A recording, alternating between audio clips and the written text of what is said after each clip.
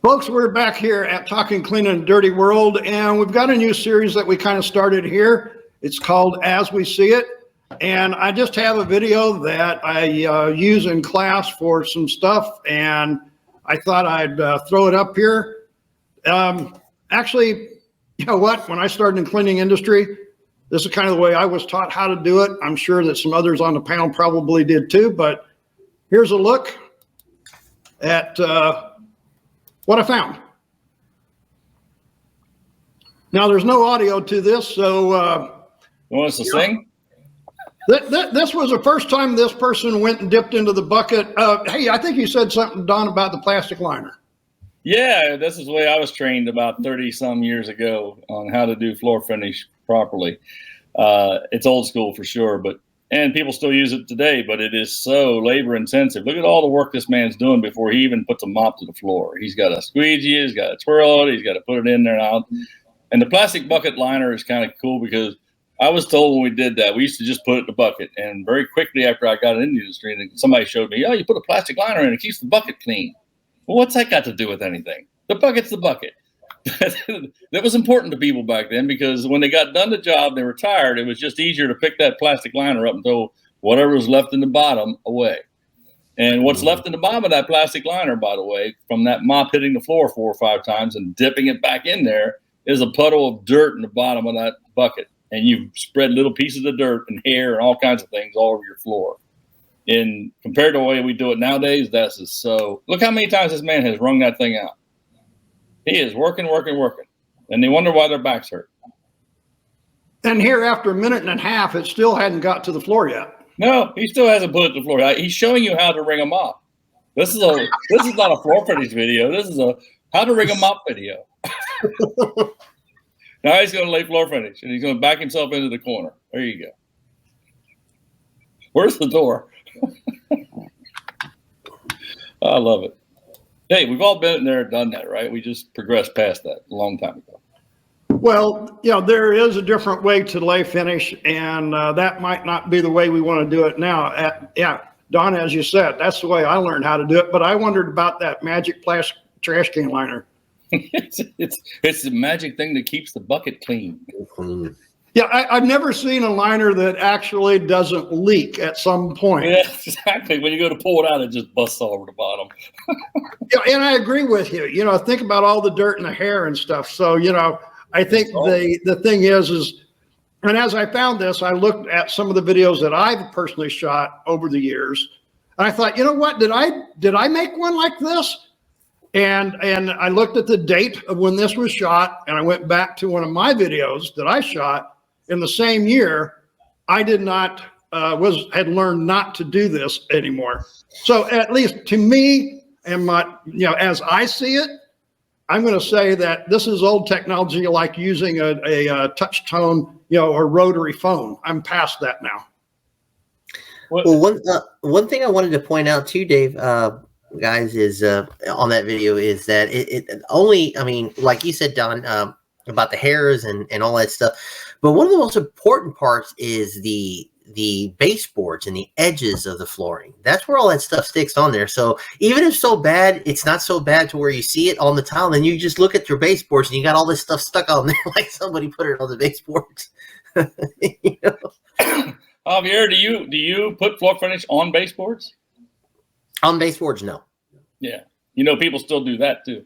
Yes, they do, but no, we don't. They run a little doodle pad along there and put the floor finish. And I keep thinking, you know, you're going to have to take that off eventually. Yeah, that's the first thing I always tell the customers. I'm like, you know, that's a pain to have to, you know, get all that old stuff off, and then you know, stuff's going to stick to it. So no. And it's expensive because the baseboard's here. Sorry, go ahead, Bobby. I was asking Javier if he has customers request that.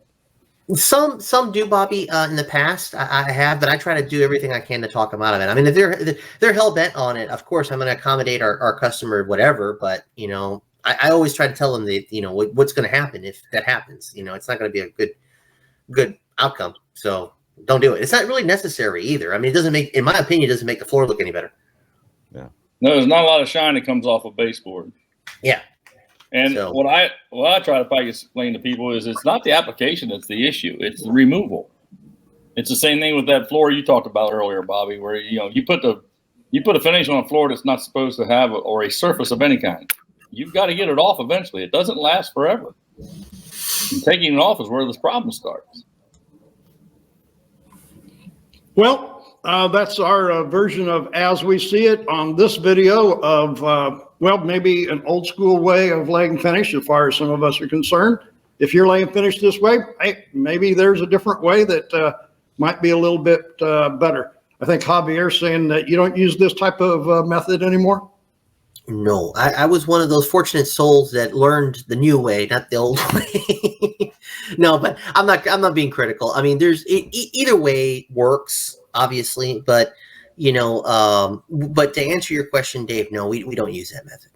Hey, and the thing about it is, as somebody said, the floor finish shines no matter which way you do it. Another point, you know how much that mop soaks up floor finish and never lets go of it? There's a half a gallon of good floor finish in there. And today's prices of floor finish, that's about $15. Yeah, if time and money and quality don't mean anything, Nah. you keep doing it that way. Yeah, you can dig a ditch with a shovel. Yeah. I'd rather get a backhoe. Tell you right now, this is the fastest, best way to do it. You just take your floor finish, pour it on the floor, take your wand, you have your microfiber flat mop system, and you just, now I'm gonna do one more coat, so I don't need to go up to the edges again. You just basically do a figure 8 motion on the floor. Now when you get up to the puddle, don't bulldoze through it, you just slowly grab it here.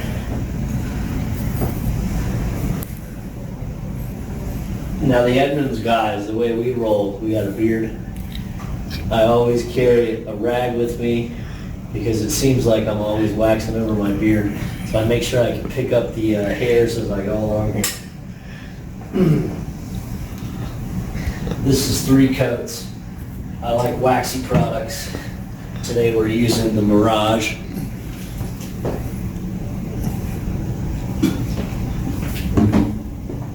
Make sure you pay attention to what you're doing because you don't want to step in it, obviously. And so many experts will tell you, oh, you don't do it like that. You don't pour it directly on the floor. I'm telling you, I do a floor job at least once a week, and there have been times where I've done one every day, the whole year. It's out of a big flooring contract. This is the way I do it. You come back a few days later and burnish this with a 2000 RPM burnisher. It's gonna pop and shine nice. It's gonna look great. This is a shipping and receiving area that we're in, and it gets really heavy traffic. Forklifts even get driven in some areas of this room. And I'm telling you, it looks great all year long. Actually available for hire, Denver, Colorado. Give me a call. My name is Sean Evans, 72. All right, folks, if you like some of the comments and hey, maybe you've got an opinion, you want to share it with us, subscribe to us here at Gem Supply and make a comment. Do you use this method or do you use something different? Leave us a picture too if you've got it. Thanks a lot for watching, and we'll be back with you on another episode of As We See It.